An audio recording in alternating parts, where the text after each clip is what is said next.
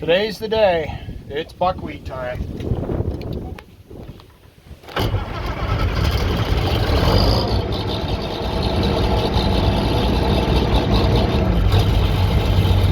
It is November 5th, 2024. It's election day. I got out of work a half day today and went and voted so I can run till after the polls closed if that's what it takes.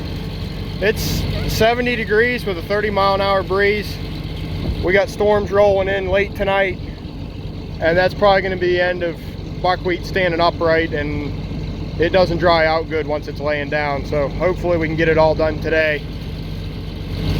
There's like 7 acres down there. You can just barely see over the hill.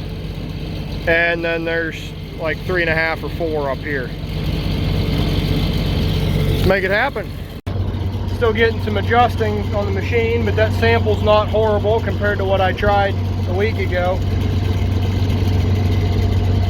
The stalks were just too green, even though the grain was almost dry enough. That's not perfect, but it's pretty good. You can tell it's dry enough. Take and crush it, and it just pops with dried white flour.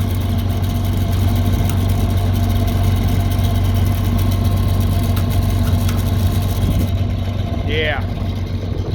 People told me to worry about the critters he's stealing all the buckwheat, because you know it's called buckwheat. You know the bucks are going to eat it. Well, this is one of our worst deer pressure fields, and there's still some on the edge of the field. There's a big old tree branch there. It's a little lower than I thought it was. But there's still some buckwheat on the edge of the field here. And it's awful thick out there in the middle, so I think it's just the little critters eating it, not so much the deer and bigger stuff. Because there's only a couple deer paths out through here that I've seen.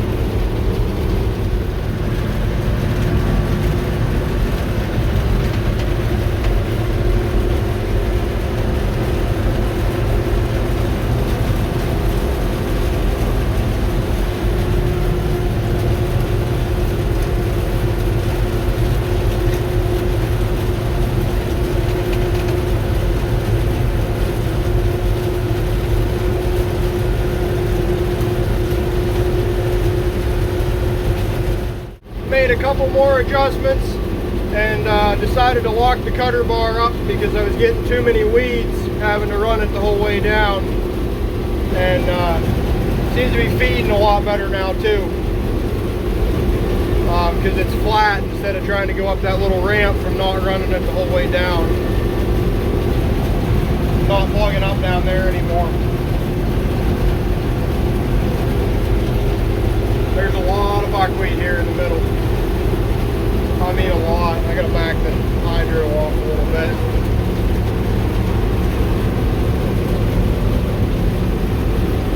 A lot of stuff out here.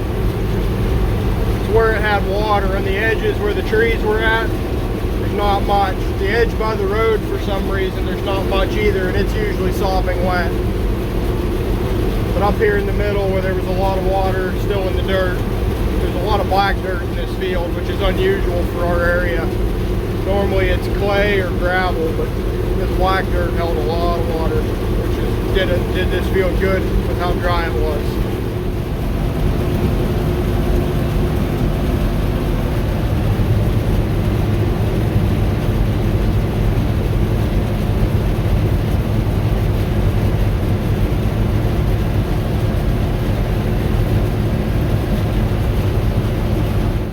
Well guys, you can run a combine by sound and by smell as well. I was running this by sound and smell, and the sound changed and then the smell changed, and I smelled something burning. Straw walkers drive. So this is spinning, this is not. This drives the straw walkers. It's up here, drives there. And so I don't know why. Like, there's no straw coming out the back, obviously, but it doesn't look like a huge pile of it up there in the back. And I'll come down here, open this cover, and that looks like it should be creating a lot of heat and not wanting to spin. I can put my hand on that. That's not that hot. Not to say it's not happy, But it might finish the day. I don't know.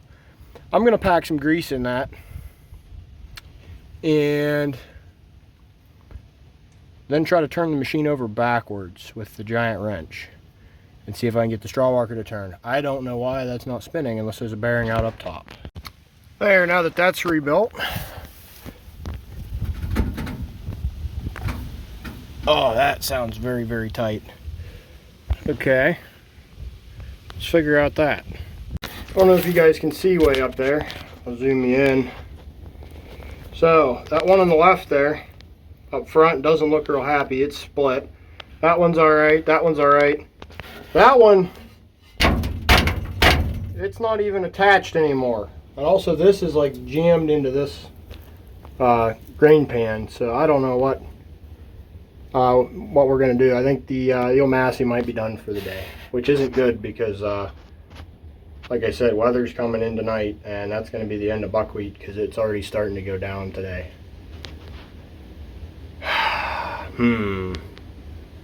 Not good. Well, I climbed up on top and pretty much immediately found the problem. A little bit lower, a little bit higher, a little bit lower, a little bit higher. Hello, you're a little bit way down low.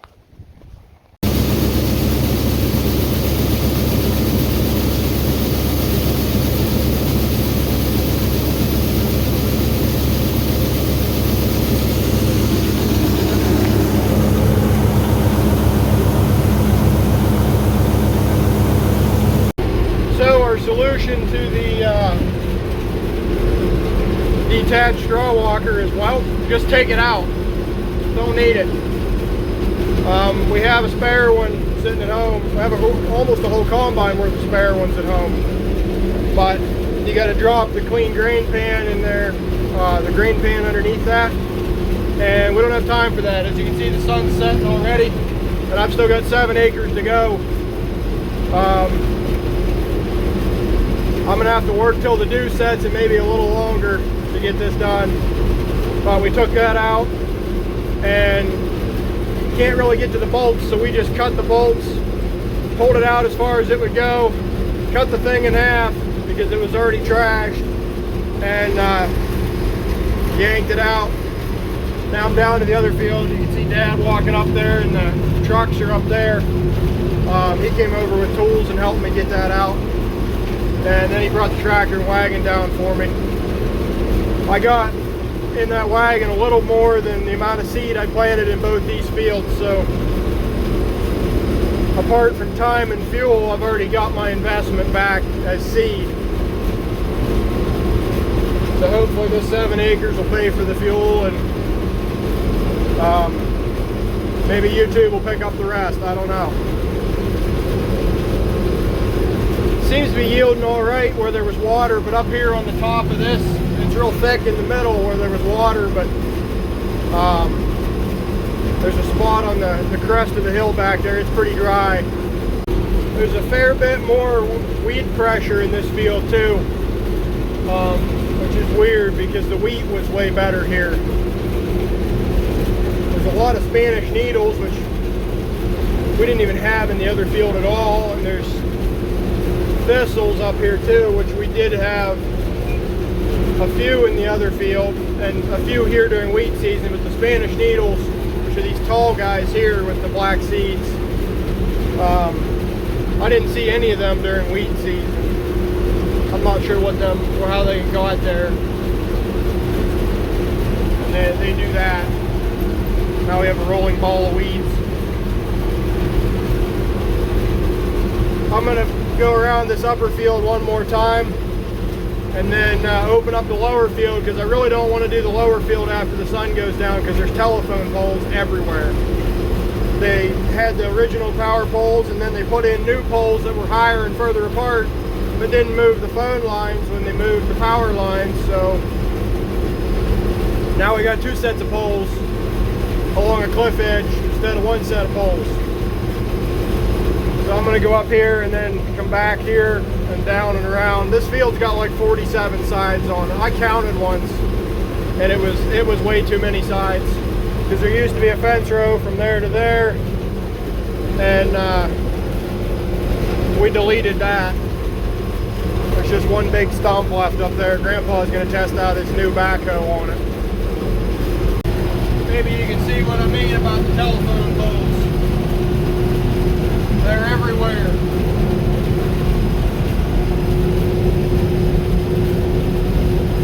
Bunch of deer beds right here along the road. Chipmunk just ran across there. Doesn't look like much of a drop, but it is. Not something I'd want to drive off of with anything lower clearance than a monster truck. A little bit of a washout there. No, not too bad. Yep, that was rough. Okay, sorry for that. Yield looks pretty good up there. On top of the hill, either the critters got into it or there's a lot of shatter loss, one or the other. Figured I'd stop and do a wellness check. Got a few stems in there, but they tend to also pile up right there because they won't quite fit down that hole. It's breaking them up a little bit, but my cylinder speed's about as low as I dare run it. I'm down about 290, which isn't real fast. Oh boy, I got a stick in there. I better get that out. Figured I'd stop and check, make sure we're still pushing straw out, because it is coming out a little lumpy. It'll get a wad of it in there, in that bad straw walker over here that's not there anymore. And then it'll start to catch on the next one over, and then it'll kick it out. So I gotta make sure I'm still getting straw, but I am, so we're good. It's harder to notice on this field because there's not as much straw to deal with in the first place. Well, what you'll notice here, there's a fair bit of straw up there. But there's also straw in there, which there's not supposed to be. And you also notice that that is touching that, which is also touching the sieves somehow, because there's so much straw packed in there. I'm not sure when it decided to stop feeding straw, but it has made a mess, and I hope it didn't trash the sieves. But there's a pretty good chance, oh, that's nicely cracked just now. Pretty good chance I'm done for tonight, which pretty much means the buckwheat's done after this because of incoming weather. We'll see if we can get it fixed, but I have a feeling the dew's going to set shortly, and that's going to be the end of it. Well, it's late. It's a couple days later. The rain we didn't get that much rain. It didn't knock the crop down any that I could tell. I'm in here on top of the straw walkers on a sheet of cardboard at 8 o'clock at night, so I can try to run tomorrow or Saturday before we get a bunch of rain on Sunday now. So I took down the first set of flappers here, and you can see how much stuff is up there. That's not bad. The fact that those flappers up there are pushed back, that's the problem. That they're binding up the straw walkers from the front because there's so much stuff in there. So there's a cotter pin you pull on the end of that shaft from the outside. You can pull it out on either side, slid it out, and I'm starting to pull these flappers back, stacking them up here behind the cover that I have folded up. And then I can get in here and start yanking that stuff out. I have another trick up my sleeve we're going to try too. So stay tuned for that. So that magical trick up my sleeve. So that's where that straw walker got deleted. This is a DeWalt oscillating multi-tool, or a bumblebee as my brother's Amish crew that he worked with called them. Ooh, we got humidity forming in here. That's fun. From my breath probably in the dew setting. Anyway, a bunch of this stuff. There's a little bit of loose stuff on top, but it's stuck tight. And it's only getting worse because, as you can see, some of that's slightly molding because it was rather damp when it got run in here, being why it got plugged, because there's a bunch of weeds. Check this out. So we have big slug of stuff we can't get out.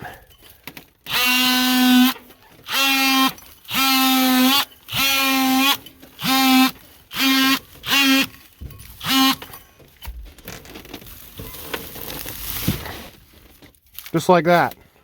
Cuts right through it. And these take a long time to chew through anything that's like structural steel wise. So you can run it down there blind without really knowing what's in the straw and not worry about hurting anything too bad.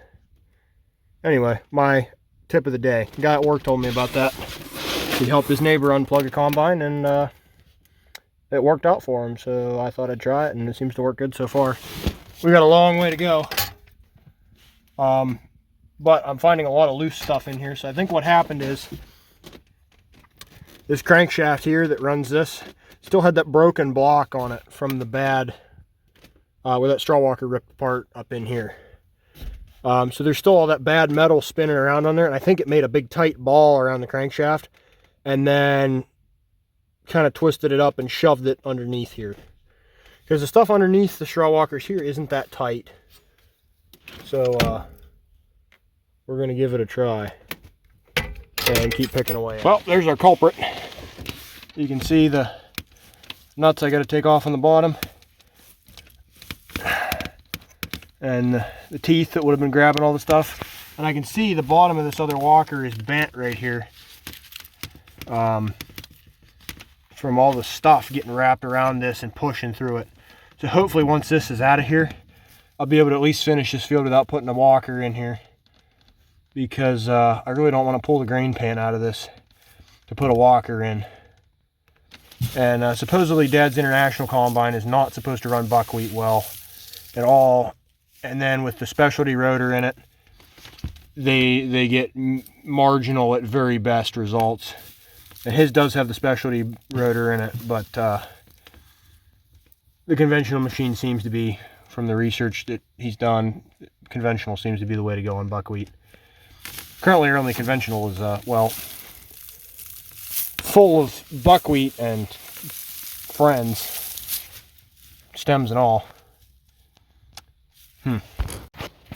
Well, we're making progress. Pretty good pile of stuff down there. You can see my breath, it's getting cold. Pretty good pile there. Boy, are the stars pretty tonight. Yeah, the phone can't pick them up. That's too bad. There's a moon over there that's pretty red though, which is neat. Fog's rolling in. At least it's cool, so I'm not sweating. And this stuff sticks to you bad when you're sweating, so that's really nice actually. And it's kind of warm down inside there. It's kind of cold up here on top. Back down into the hole like a ground. Well, I got a lot of straw out of there last night, but it wasn't enough. But I have a better solution.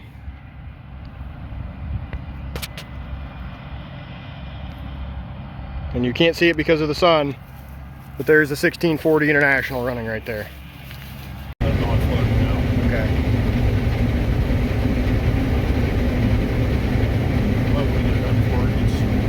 Super wet. Super wet. Kind of looks like we got rain coming in too. It's just a dark or super dry right now, so it may not get a good set. Dad and I decided that since this was a salvage operation at this point, after the blowdowns and the little bit of drought we had, we might as well give the International a try and see how it really does, because researchers think they know everything, but sometimes you can prove them wrong. So it's just damp enough out that the straw is starting to get stuck on here and plugging up a little bit on the reel. For some reason it's just this side. I'm not sure why.